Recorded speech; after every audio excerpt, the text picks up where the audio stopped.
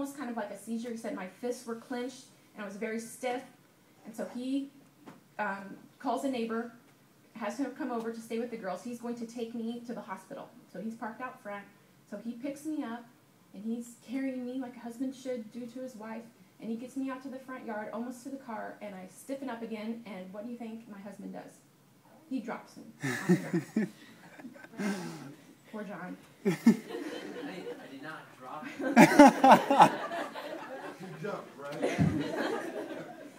So we have a neighbor who's a nurse, so John leaves me on the ground.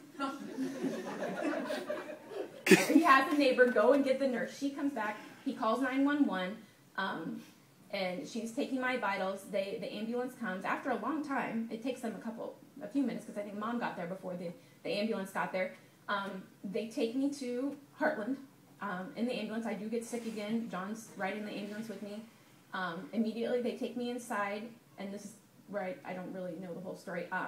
They do a CAT scan, and they say she has bleeding in her brain, severe bleeding in her brain. And at this point, I think it's just my mom and John in the room with me, and they ask, do you have someone who wants to come in and give her her last rites? Would you like someone to come in here and talk to her? And I think at that point, automatically people, got upset because it didn't look very good. They said that St. Luke's is the place to be. They have the best neurosurgery team there. So they put a drain in my head at Heartland? No, okay. So they life-flight me to St. Luke's. My family goes, my friends go, and that's when they put the drain in my head to get some blood out of my brain that has been pulled up in there. And that is why my neck was hurting. It's because brain was going down into my brain stem to have severe pain in my neck. So from that point, I'm at St. Luke's, and God bless St. Luke's. I'm telling you right now, if you have any type of neuro emergency, St. Luke's Hospital in Kansas City, actually now it's probably KU Med because that's where the doctor is now, is the place to be. They are wonderful. The nurses were great to my family. They were good to me. That is probably the place to be. And I can without a doubt save my life. St. Luke's Hospital and the doctors and nurses there saved me. If it wasn't for them, I don't know if I would be here today. They saved my life. So at St. Luke's, in ICU with a ventilator in for a few days, with a drain in my head is shaved on this part of my hair, and things are looking better. The doctors come in and they talk to John. They say, okay, she has an AVM, which I don't know how to say what it really is, but an AVM, if you don't know it, Google it. And it's basically a bunch of ventricles in your brain that shouldn't be there. It's a massive ventricles, and they burst, and that's what caused the bleeding in my brain. They said this is the place that she needs to be. They told John exactly what they were going to do. They were going to remove it, and they said she'll be fine. And so, and John said at that point, he did feel a lot better, that these doctors were so confident. And once again, do you see God telling us what to do, sending us to St. Luke, saying this is where she needs to be. These are the capable doctors and nurses who can take care of her. Once again, it was God putting me there. I mean, if I would have stayed at Heartland, I might not be here. St. Luke's was where God wanted me to be, and the nurses he wanted taking care of me. I don't remember really anything about my first day in the hospital. I guess at one point, Sarah was in the room with me, and I said, I just want to die. I want to die. I don't remember saying that. I know I was in a lot of pain. I do remember that. I do remember not liking the breathing tube in my mouth, trying to rip that out many times. They actually had to tie my hands to the bed because I would constantly be trying to pull the breathing tube out of my mouth. So I did tell Sarah, I want to die. And Sarah said, oh, Jess, you don't want to die. You have so much to live for. Think of your girls, think of your family. And I'm sure at that moment, the pain that I was in, that probably sounded good. And I wasn't afraid to die. Not at all. I knew that I would go to heaven. I knew that God would protect me, and I knew that I would see my father and my family who had gone before me. But then, as the pain subsided, and I started coming to a little bit more, and I'd gone home, I knew that I did not want to die. I knew that I did not want to leave my husband and my children and my family. I knew that God had a plan for me. And so when I came home for the first time, I told God, I said, I'm here. Whatever plan you have for me, tell me, and I'm listening. I'm listening now. You've got my attention for sure. Tell me what you want me to do. And so I knew I had to go back to St. Luke's for the surgery, and I knew it wasn't going to be easy, and I did not want to go. I didn't want to leave my girls again. I did not want to go back to that hospital, because even though it's great, it's scary. Hospitals are a scary place. So what did I do? I came here, and I came to you guys, and we sat back in that room, and you placed your hands on me, and we prayed. And you all prayed for me. And I felt peace. I felt at peace. I was still nervous, but I was no longer afraid. And I cannot imagine someone going through what I've gone through or a similar situation and not having God, not having Jesus right next to me saying, Jess, it'll be okay. Jess, you're going to be fine. I'm here. Lean on me. You don't have to do this by yourself. Lean on me. And so when I went to that room and you guys prayed for me, I felt renewed strength. I felt courage. And so the next day, John and I woke up at 4 o'clock in the morning awake, and Sarah came over, thank God for them, to watch my girls. And we drove to Kansas City, and I had this surgery. And I do remember this time being in the hospital, and I remember I hated the hospital. I hated it. I didn't like anything about it. But I knew I had to heal, and God had me there for a reason. And so the second to last day that I was there, I had to go in for an angiogram. And up to this point, I think I'd had maybe 3 or 4 angiograms. And if you don't know what an angiogram is, it's when they go into your femur, your artery in your leg, and they stick like a spaghetti-like noodle, and they go all the way up. And they can stop at your heart, or they can basically go anywhere in your body. But they went up into my brain. And they had to take pictures of my brain while I was awake. I had to do this awake. And to see if they had gotten everything, if the bleeding had stopped, just to make sure that I could go home. So needless to say, up to this point, I was very nervous. I was very scared because I just thought in my head, something's going to be wrong. They're going to see something, and I'm going to have to stay here. I'm going to have to be away from my girls for a longer period of time. I'm going to stay in this awful hospital bed, and something's going to be wrong. And so I remember the night before talking to John and praying, God, please let my brain be okay. Please let this test come out all right. And so that morning they came in to get me, and John went with me, and they wheeled me in my bed down to radiology where they do this procedure. And they got to a point, and they said, John, you have to stay. You can't go with her. And I was very upset, not only because I don't like to be by myself, but I wanted my strength there, but also I couldn't see anything.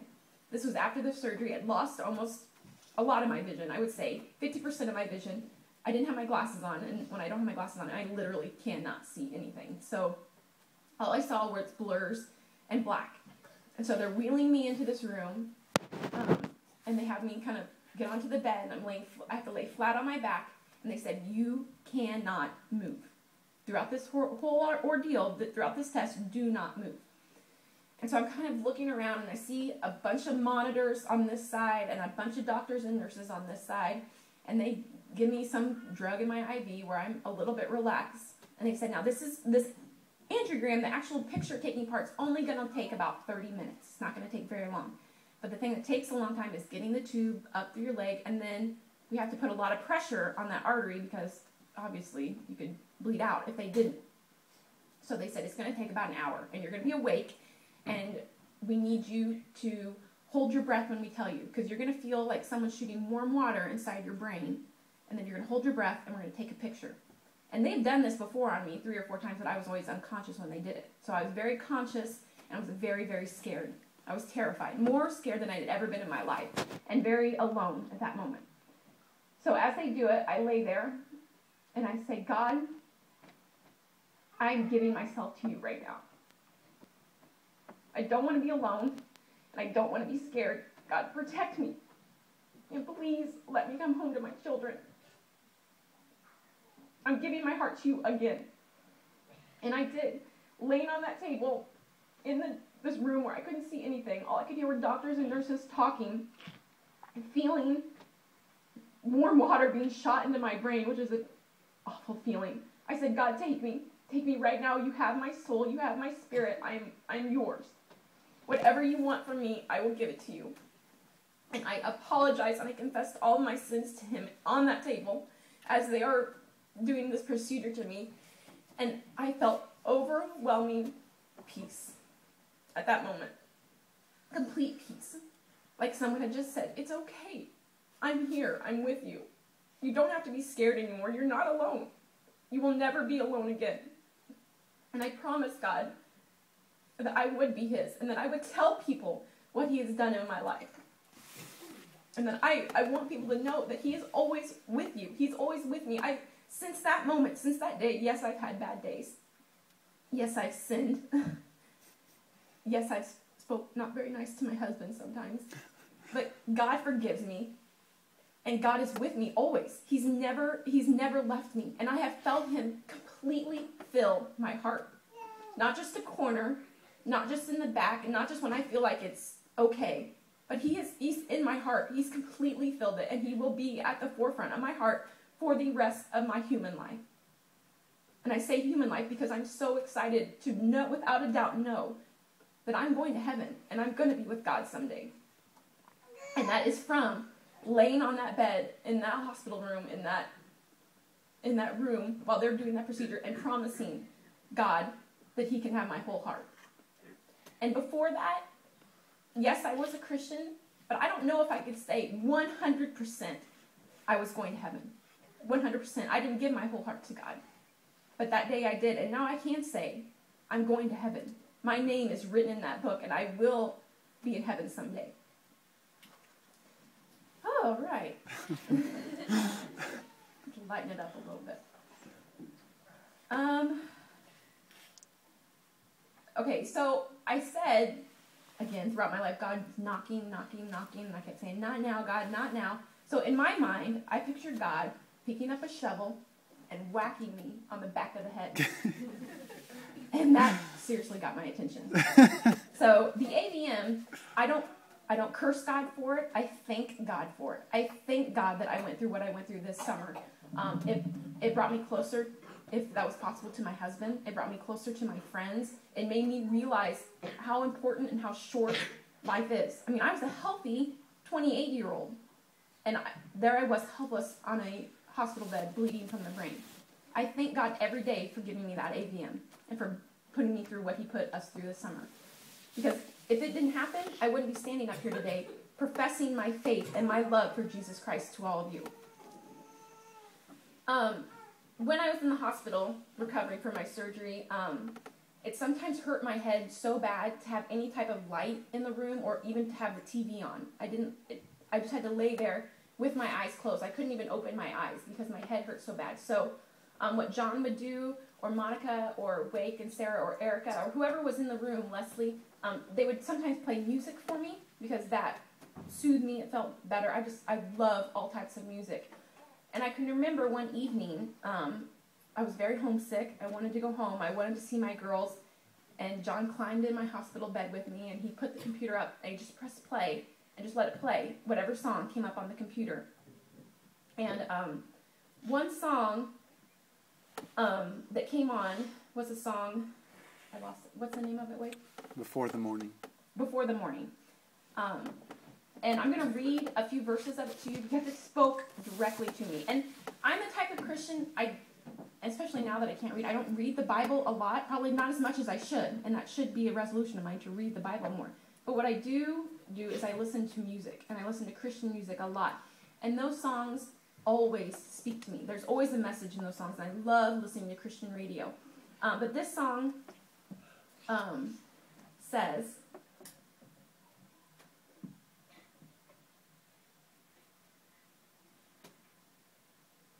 okay,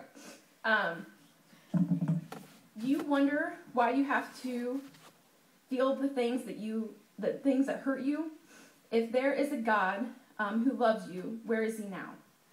Maybe there are things that you can't see, and all the things that are happening to bring a better ending. Someday, somehow, you'll see. Would you dare to believe that you still have a reason to sing? Because the pain that you've been feeling it can't compare to the joy that's coming. So hold on. You gotta wait for the light. Press on and just fight the good fight. Because the pain that you've been feeling, it just is the dark before the morning. And when I heard that song, I mean, it was like God was talking to me. That pain that I was feeling was going to be temporary. And I was going to feel this overwhelming peace and joy for God. And that's exactly what I feel now. It's peace, joy, and happiness. Now, I'm not going to say I'm not going to have bad days, because we all do. I'm still going to sin. I'm working really hard on my mouth. I'm working on it. And I'm not going to be perfect. But I am telling you now, and I'm proud to say, I am on fire for God. God has filled my heart, and I'm in love with God and Jesus Christ. Not to be corny or anything like that, but I've asked Wake to play this song for you, and I really want you, I think is it going to be up, or it is? Okay, so just listen to the words, and I thank you for allowing me to share this story with you today. I wasn't nervous until I got up here, and then I got nervous. But I thank all of you for your prayers, for your help, just everything that you've done for me and my family. I can't thank you enough, and I just thank you for this church family. I'm very proud to be a part of it.